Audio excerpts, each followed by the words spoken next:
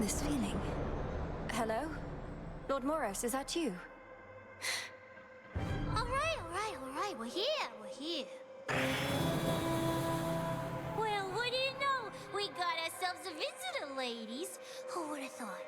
You found us, sweetie. You get, I don't know, 3 questions? 3 of us, 3 questions. Sounds reasonable, right? You're the Fates. You're really here. Are you safe? In any distress?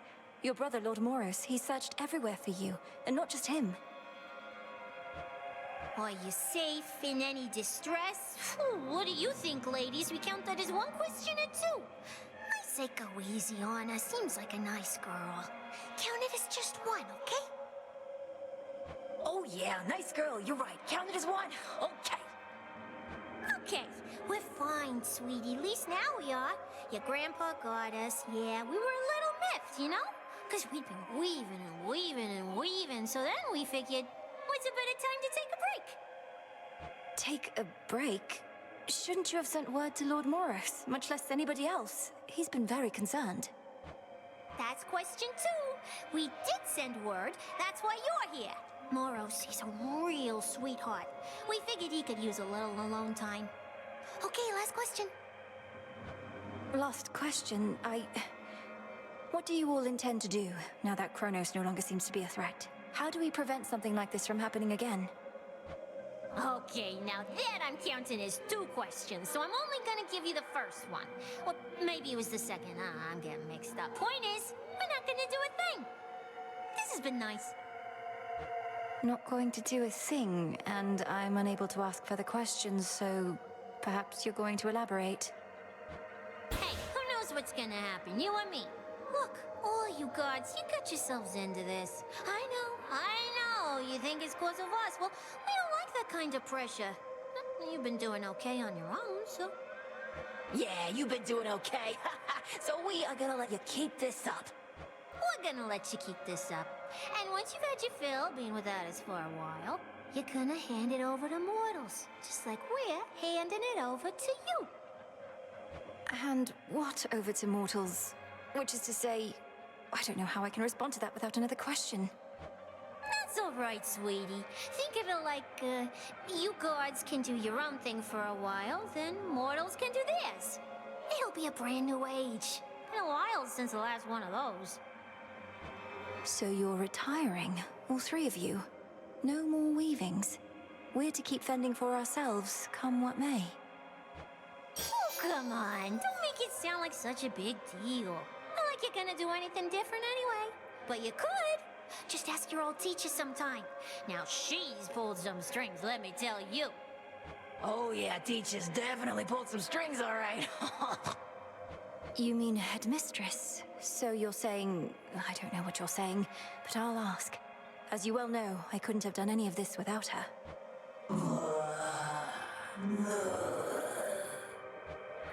Yeah, we know. Well, anyway, sweetie, we're gonna cut you loose, as we've got other things to do. But not weaving. Not for the foreseeable future, as they say. So nice to finally meet you. Bye! Bye, and thank you all. Thus did the 3 reclusive and feared fates, whose often unpredictable weavings determine all that is to come, even for gods, declare the dawning of another age. An age in which both mortals and immortals shall be free to choose their path, so long as they believe the choice exists. A golden age, during which mortal kind shall not be ruled entirely by divine right, but by itself. Word quickly spreads from the heights of Olympus to the depths of the underworld, foretelling of this perhaps very, very distant future filled with possibility and the unknown. Many rejoice, but others know that gods do not go quietly, and history repeats.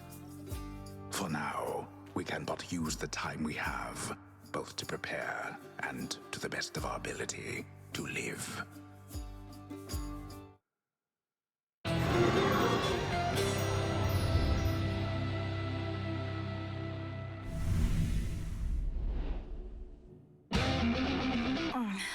I'll have to keep working on that, on both counts.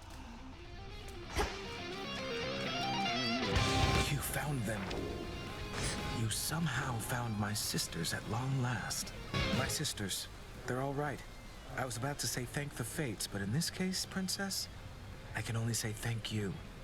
While you'd best not tell me how you did it, please do tell how it was to meet them finally. It was an interesting conversation, and they seem to be doing well, that much I can say. And you're probably aware of the new major prophecy that they foretold. The advent of another age. They notified me, yes. Perhaps it's their way of preventing any further attempts to circumvent their will, assuming this age does arrive. What does this mean for you, though, Moros? I got the sense your sisters have no immediate plans to resume their customary weavings. I think it means that mortals shall be having a reprieve from me, potentially for quite some time, and that I'll have to find something to do. You could remain here with us, help tend the crossroads, learn our craft. I'd like that very much. Same. Where are you, Headmistress? Heard you found the three fates. Don't believe that's how it happened. Probably weren't even looking. They found you. That is a distinct possibility. Perhaps when Kronos thought he sent them into exile, they merely played along, and now decided to check in after the troubles with him passed. Sure sounds like something they'd do, but no use speculating, right? And what now? We're all back to having no will of our own. Maybe we never did. Perhaps they don't want us to be certain either way. Nor do they seem to desire all the credit for the actions we take. Guess we'd better act like we have everything under control. What else can we do? Hey, Dora. What if hypothetically there were to be the dawning of another age at some point, and the gods then truly did leave mortals more or less alone? More than before. What, are you making me some kind of offer here? I know you're a big deal lately, but not even you have the power to pull something like that off, Mel. Why would the gods give up their gig? Even the gods are subject to the will of the three fates. None of us can entirely control what shall come to pass, and there are prophecies that cannot change no matter what. You really believe that stuff, even after everything you did? I mean, was there really some kind of prophecy about Kronos and how you'd end up beating him eventually, once you realized your true potential thanks to me? Well, no, because the fates went missing throughout most of this ordeal, but they don't tend to be mistaken. Right. I'll believe it when it happens. Up and about. I take it you heard about the fates. Apparently everyone already has. Figured you'd be among the first. Though come to think of it, I've not heard you speak about them much. It's because deep down, I've always felt we make our choices for ourselves. Admittedly a controversial point of view, and we've strong evidence that those three often choose for us, but I have to heed my instincts on this one. Wait, you don't believe in what they do? The prophecies, the coming of a new age? None of it? I wouldn't go that far, but I choose to believe in those I know and trust, including members of your family. If that makes me a fool, then so be it. So be it. Sounds like accepting fate to me.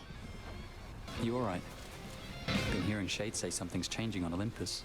That the fates themselves decided that the gods will soon be ruling with a lighter touch. That sounds different. I think soon there may be relative to gods, not mortals, but what I've heard is much the same. At the dawn of the new age, mortals are to choose their paths themselves. An age where neither the gods nor the fates are dictating each moment of our lives or deaths. Hard to imagine. Who would we even blame if things went wrong then, eh? You'll find someone, I'm sure. You had an audience with the three fates. Your incantation from so many nights ago must have taken effect. Hermes indicated they're in good spirits, but shall be continuing their leave. Well done drawing them out, nevertheless. Thank you, Headmistress. I get the impression that they sought me more so than the other way around, but at least we know they're safe. They also mentioned you. They did they? In what capacity? They said you've... well, is there someplace more private where we can discuss this, do you think? Let's to the springs. You've earned the rest. And we can sit and talk about what's on your mind, and theirs.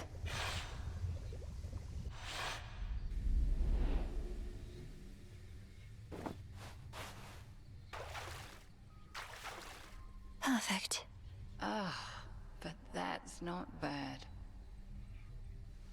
So, what do the three weaving sisters know of me then, You were about to say. They told me I believe the phrase they used was you had pulled some strings. They didn't elaborate, but suggested I ask you about it. Pulled strings. I know full well what they meant. But to this point, I was uncertain whether they did. Let me twist your question back. What do you suppose they implied? I got the sense they felt that you had altered their designs somehow. Pulling strings, changing their weavings, and not in a small way either, but I merely guess. You don't merely anything, Malinois. Well, if those three already know my past, you ought to know it too. And 'tis easier to explain, I suppose, if you look upon me as I am. Headmistress, what? You're beautiful. But what is this? I don't understand. Some trick you're playing, or some glamour, or... No. The trick is when the veil is on. Look upon me, and do not avert your eyes. I know those eyes better than you. You're... How is this possible? Who are you? When I was a mere babe, I washed up on the bank of the Cocytus, with naught but moonlight to guide me. Selene looked out for me, informed me that the Titan Kronos took my family, and that I alone escaped. Thus, I trained. You trained for the task. Death to Kronos. You attempted all of that before I did. Before is not entirely correct. I was a capable student, but very raw. Vengeance was my headmistress. And one night I found the wretch, spewed every curse that I knew, and descended into the abyss of his subconscious. But I had you to teach me to descend to the abyss of the subconscious. You mean to say you figured it out entirely on your own? That's impossible. Speaking from experience, I beg to differ. But at any rate, something did go awry. Time and nightmare fused, and I discovered I was someplace else. I sought the end of time, but had arrived somewhere closer to the beginning. And then you lived for eons, waiting for the weavings of the fates and me for a second chance. Headmistress, Gods. I dared not tamper with the Fates' designs more than was strictly needed. In this form, I ingratiated myself to your father and mother, became handmaiden to the Queen, in fact. Thus, when Kronos inevitably struck, they gave their newborn daughter not to the River Styx, but to me. Then, you did everything in your power to prepare me, so that I might succeed where you failed. Correct. 'Tis as I always told you, I am not your mother, Malinois. Neither did I have one myself. However, I had reason to be confident in your abilities. So, there you are. How you must hate me for all this. No. How can you even say that still, Headmistress? I love you, and you are my mother, whether you can admit it or not. And even if we're far too much alike. I love you too, of course, Malinois, with all my heart and soul. Far more than I could ever love myself. And I am so sorry for all that you had to endure, for the family you never had. But I have my family. I have you. Neria's soul must know of this, I trust to understand. The three fates, fine, and we and no one else. Now then, shall we pretend that none of this transpired? I'll be discreet, of course, but won't pretend.